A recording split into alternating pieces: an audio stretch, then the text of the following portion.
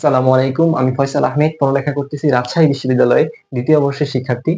তো আজকের এই ভিডিওটা বানানোর উদ্দেশ্য তাদের জন্য যারা আসলে আমাদের জীবন থেকে ছিটকে গেছে। একটা ছোট্ট একটা ঘটনা যাদের জীবনটাকে ওলটপালট করে দিয়েছে। একটা ছোট্ট একটা মুহূর্ত তাদের জীবনটাকে একদম অন্যরকম একটা জীবনে পরিণত করে দিয়েছে। একটা ছোট্ট একটা দুঃখ যেটার জন্য আমরা প্রস্তুত ছিলাম না। হঠাৎ করে এসে আমাদের জীবনের উঠোনটাকে একবারে তছনছ করে দেয়। আমরা জীবন থেকে ছিটকে পড়ে যাই। তখন আমাদের আর কোনো কিছু ভালো লাগে না। আমাদের খাওয়াতে মন বসে না, ঘুমাতে মন চায় না, আমাদের কোনো কিছুই ভালো লাগে না। জীবনের সমস্ত কার্যক্রম যেন আমাদের কাছে একেবারে ঘোলাটে হয়ে যায়। আমরা জীবন থেকে ছিটকে পড়ি। তখন আমরা চাই কিভাবে নিজেকে একটু সাময়িক সুখ দেওয়া যায়। তো অনেকে কি করে গান, মুভি, আড্ডা ইত্যাদির মাধ্যমে তাদের দুঃখটাকে কমানোর চেষ্টা করে। গান শুনে এয়ারফোন লাগিয়ে তারপর নিজের মনের দুঃখটাকে একটু প্রশমিত করার চেষ্টা করে। কিন্তু এইটা তো ভুল পদ্ধতি। আমাদের যখন এরকম দুঃখ আসে তো এটা আল্লাহ তাআলার কাছ থেকে পরীক্ষা। আল্লাহ তাআলা অবশ্যই আমাদেরকে এই দুঃখ দিয়ে পরীক্ষা করবেন। এটা আমাদের অবশ্যই মনে রাখতে হবে। আমরা যদি এই সহজ সত্যটা ভুলে যাই তাহলে কিন্তু আমাদের হবে না। কারণ হচ্ছে আমাদের সামনে এমন একটা দিন অপেক্ষা করতেছে যে দিন কোনো ভাই তার ভাইয়ের কাজে আসবে না। বাবা তার ছেলের কাজে আসবে না। মা তার সন্তানের কাজে আসবে না। তাহলে আমি যদি কোরআন থেকে আয়াতটুকু বলি তাহলে সেটা হচ্ছে আমি কোরআন থেকে বলতেছি, আমার কথা না এটা, যে ইয়াউমা ইয়াফিরুল মার'উ মিন আখি ওয়া উম্মিহি ওয়া আবি ওয়া সাহিবাতিহি ওয়া বানি লিকুল্লি ইমরি'ইন মিনহুম ইয়াউমা ইযিন শা'নুন ইউগনি উযুহু ইয়াউমা ইযিন মুসফিরাহ দাহিকাতুম মুস্তাবশিরাহ উযুহু ইয়াউমা ইযিন আলাইহা গাবারাহ।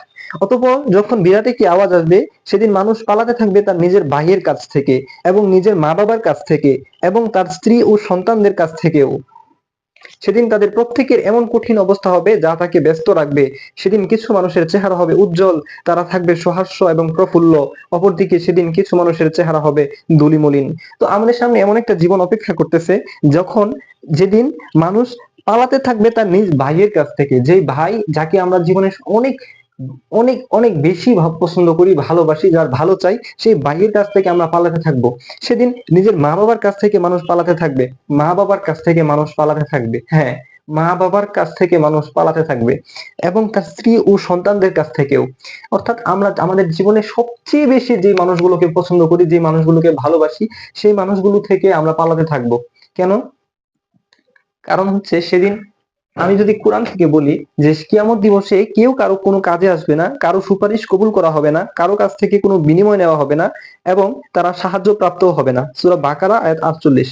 কেউ কারো কোনো কাজে আসবে না, কারো সুপারিশ কবুল করা হবে না, কারো কাছ থেকে কোনো বিনিময় নেওয়া হবে না, আর তারা সাহায্য প্রাপ্তও হবে না। অর্থাৎ আমাদের সামনে এমন একটা দিন অপেক্ষা করতেছে যেদিন আমার বাবা-মা আমার কাজে আসবে না, আমার ভাই আমার কাজে আসবে না এবং মানুষ পালাতে থাকবে তার বাবা-মার কাছ থেকে, তার ভাইয়ের কাছ থেকে, তার স্ত্রী এবং সন্তান-সন্ততির কাছ থেকে। আমার সামনে এমন একটা দিন অপেক্ষা করতেছে যে কেউ কোনো কারো কাজে আসবে না, কারো সুপারিশ কবুল করা হবে না, কারো কাছ থেকে কোনো বিনিময় নেওয়া হবে না, আর তারা সাহায্য প্রাপ্তও হবে না। এমন একটা দিবস আমার সামনে অপেক্ষা করতেছে। তো সেই দিবসে আমার যখন আমার আমলনামাটা আমার হাতে দেওয়া হবে তখন আমি বলবো মা আলি হাযাল কিতাব, এটা কেমন কিতাব যে এই কিতাবে তো কোনো কিছুই বাদ যায়নি। আমি যে ওই যে ছোট্ট একটা গুনাহ করেছিলাম, ওই যে মসজিদে উযু করার সময় আরেকজনের জুতা নিয়ে আমি উযু করেছিলাম, আমার জুতাটা যাতে পানি না পড়ে, সেই কারণে এইটাও এখানে লেখা থাকবে। এই যে একটা ছোট্ট কাজ আমি করেছিলাম, এই ছোট্ট কাজটাও লেখা থাকবে। আমার তখন কি হবে? আমার যদি ওইদিন হিসাব দিতে হয়, তো ওইদিন যখন আমার আমলনামা আমার হাতে দেওয়া হবে, তখন আমার অবস্থাটা সেদিন কি হবে?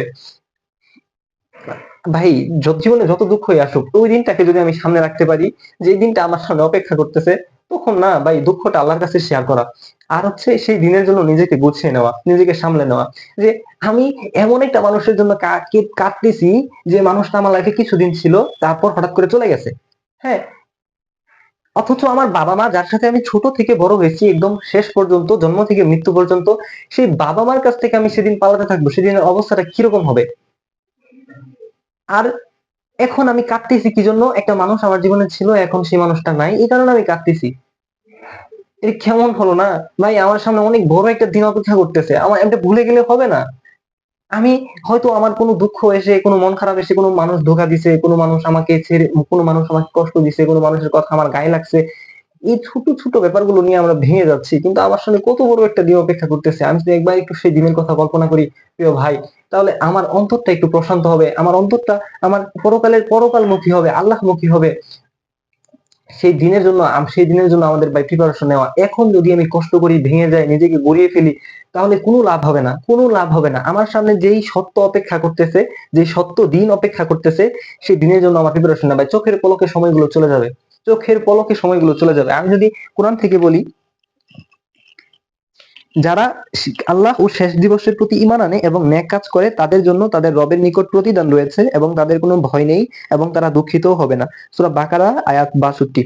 তো ভাই, আমরা যদি আমাদের আল্লাহ এবং শেষ দিবসের প্রতি ঈমান আনি, নেক কাজ করি, তাহলে আমাদের রবের জন্য আমাদের নিকট আমাদের জন্য অনেক বড় প্রতিদান রয়েছে। আমাদের কোনো ভয় থাকবে না এবং আমরা দুঃখিতও হব না। ভাই তাহলে শর্ত হচ্ছে যে আমাদের নেক কাজ করতে হবে, আল্লাহ তাআলা ও শেষ দিবসের প্রতি ঈমান আনতে হবে, বিশ্বাস করতে হবে। তাহলে আমাদের কোনো ভয় থাকবে না, আমরা দুঃখিতও হব না।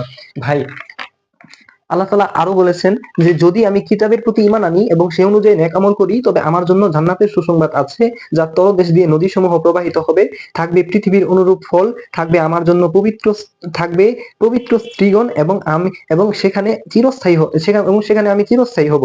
এই কথাগুলো সূরা আল বাকারার আয়াত 25 নম্বর আয়াত থেকে নেওয়া হয়েছে, যে আমার জন্য জান্নাতের সুসংবাদ আছে যদি আমি ঈমান আনি এবং সে অনুযায়ী নেক আমল করি, যার তলদেশ দিয়ে নদীসমূহ প্রবাহিত হবে, থাকবে পৃথিবীর অনুরূপ ফল, থাকবে আমার জন্য পবিত্র স্ত্রীগণ এবং সেখানে আমি চিরস্থায়ী হব।